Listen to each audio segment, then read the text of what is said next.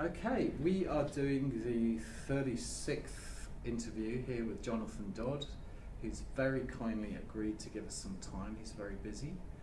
Jonathan, would you like to introduce yourself? Yep. Jonathan, born and bred Kiwi, 44. Been in market research pretty much all my adult life, which has just stemmed from a love of studying and thinking about people and culture and society.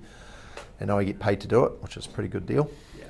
And about 7 or 8 years ago, left Auckland to live in Rotorua with my family because we opted for the clean, green, great life that New Zealanders like to promote themselves as having. Well, we do have it and live right by a lot of fantastic lakes and forests and quiet country roads, which we make the most of. And you were talking earlier about your love of cycling. I want to just share a little bit about why you love it so much, because that was really fantastic. Despite local authorities' attempts to stymie cycling through appalling quality roads, New Zealand's still a pretty good place to go. You get to tour everywhere at minimal cost or expense and see the real world and see the real people beyond the little speeding bubbles of cars that most people experience life through. Awesome. So, given you're travelling through New Zealand, what do you think New Zealand stands for today in three words? First word would be transition. The last 10, 20 years has seen a huge transition in both people, such as the increased multiculturalism and diversity we have, and agreement that it's a good thing. Also transitory economy, as people realise the old school economics don't really work, and the growth of the internet, which has enabled us to counteract the old problems of distance. So there's a lot of gains there.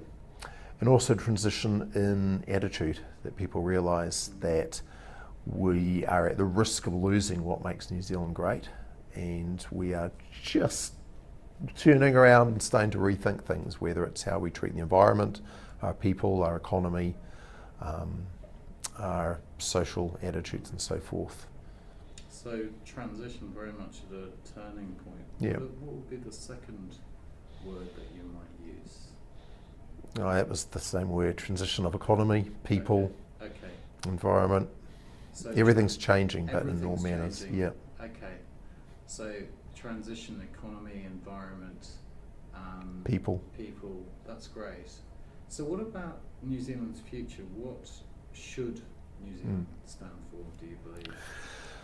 If people can make bold decisions, and by that I mean politicians, but also everyday people that are prepared to recognise that you can't have the good without some consequence, or at least trade-offs from what we've had and taken for granted, we could have a much cleaner, smarter, more switched on economy and environment, where we stop making all the environmental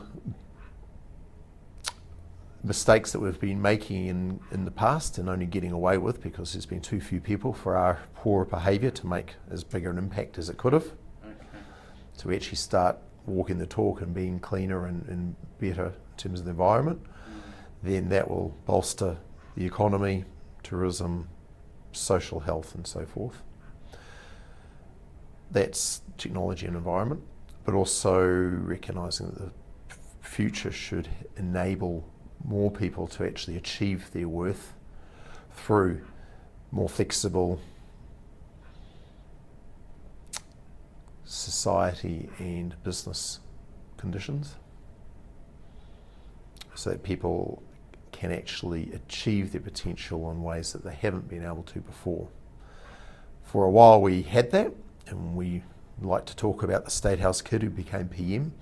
But he was the State House kid in a very different environment, in an environment of higher employment, better living conditions in terms of our GDP and so forth,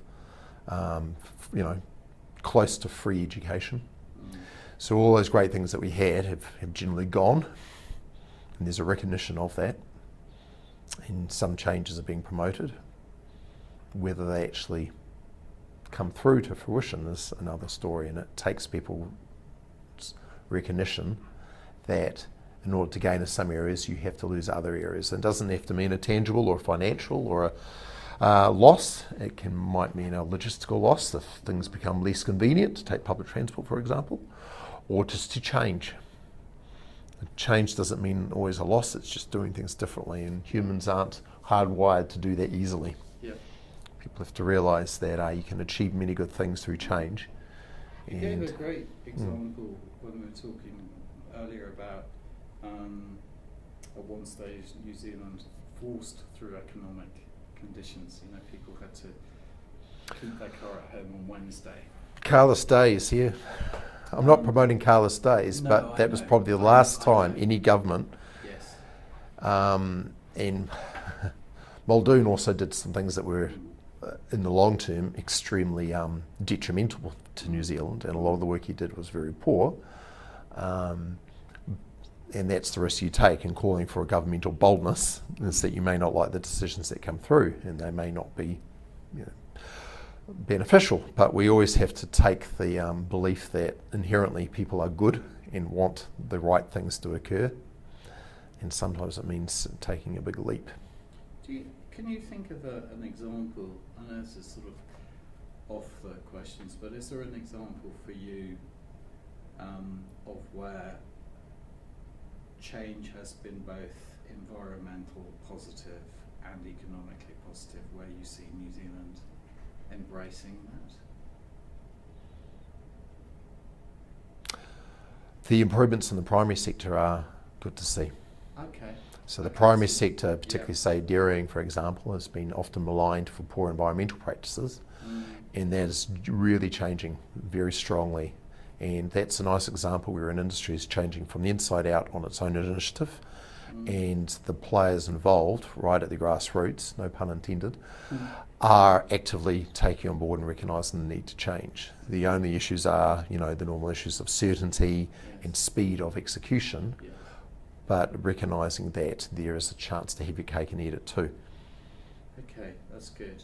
So we're going to talk about, and we kind of... Sorry, I'm going to interrupt you there. No, I think that's an area that could be seen as a model for New Zealand, where you're taking an industry that is long established.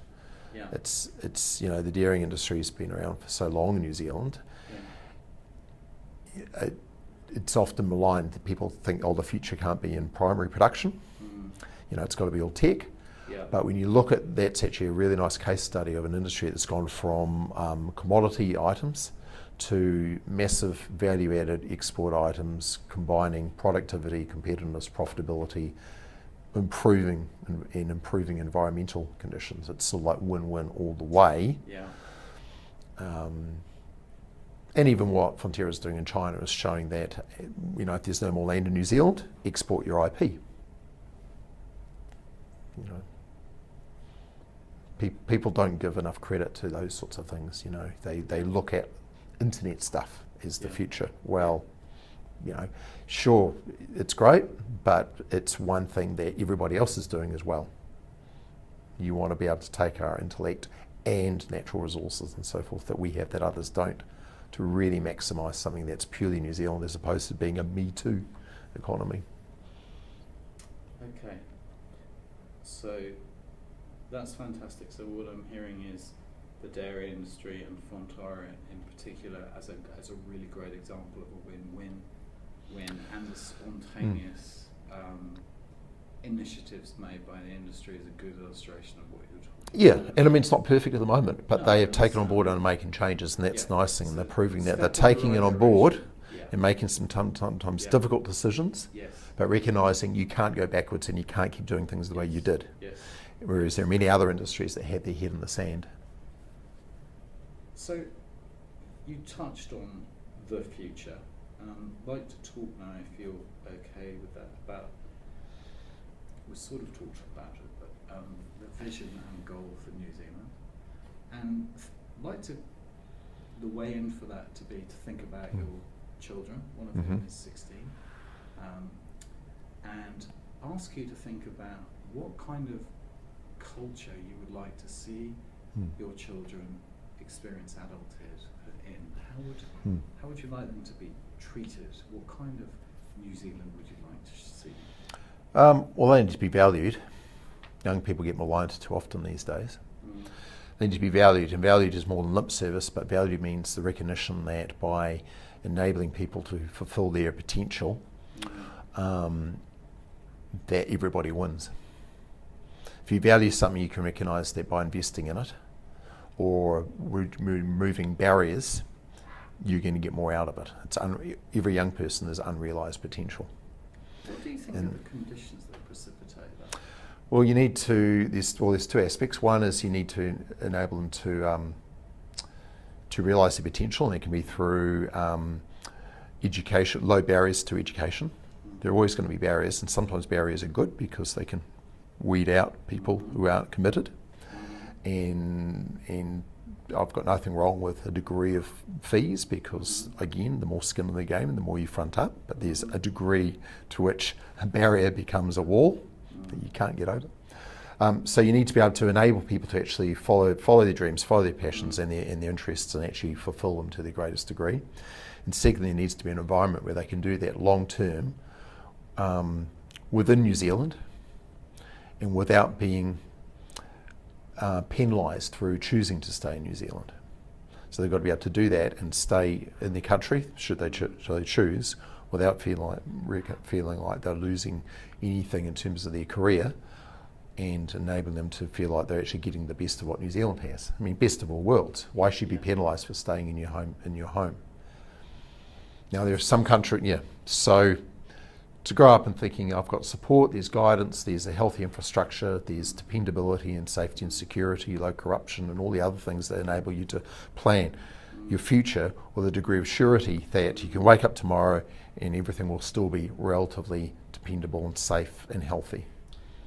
How, if I were to, it's crude but useful, if we were to put a percentage number on how close we are to that world that you've just articulated, how close do you think New Zealand is towards that world of potential? Well, I thought you were going to ask about my children first. Now, bear in mind they're middle-class white males, so they've got a bit of an advantage. So let's talk about your children, and then let's talk about your reflection. Well, see, for my kids, it would be relatively high. You might say 7 or 8, but it depends on what they are. See, one of my kids is probably going to be going into engineering or high advanced stuff. So, you know, if he really wants to do well in the world, you'd be looking at an overseas career. Yeah. The other one is more into New Zealand outdoors and recreation, where New Zealand's great. So you can, for them, their career paths and what New Zealand offers, you might say one's an 8 and one's a 7. Yeah. Look at it statistically and look at the broader scope society, average it all out, and I think you'd probably be at a 6 out of 10. And I'm rating it higher than what it might otherwise be because I think attitudinally we are streets ahead of many other countries, and that we still say, well, go ahead. People don't get squashed for social reasons, like you're a girl, you can't do it, you're the wrong colour, you can't do it, you didn't go to the right school, you can't do it. There's much greater awareness of that. Where their restrictions are is that there's stuff all people here, very few taxpayers. No,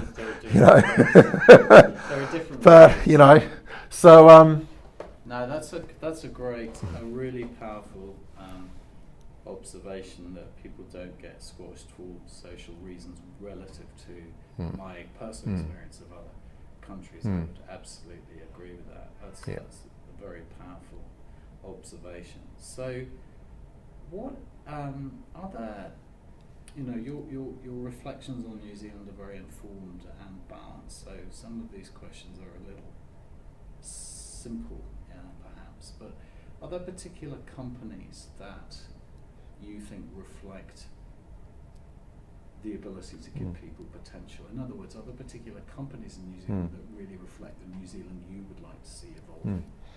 I thought about that, and I actually I liked Les Mills. Yep. Okay, that's great. Yeah. A lot of people just think Les Mills is a couple of gyms. They don't realise it's one of New Zealand's biggest exporters. Yes. Because there are Les Mills classes, official Les Mills licensed classes, being run in I think like 200 countries or something like that. It's actually enormous. And it's that classic example where their vision and their product is healthy. Nobody loses by going to a gym and following through what they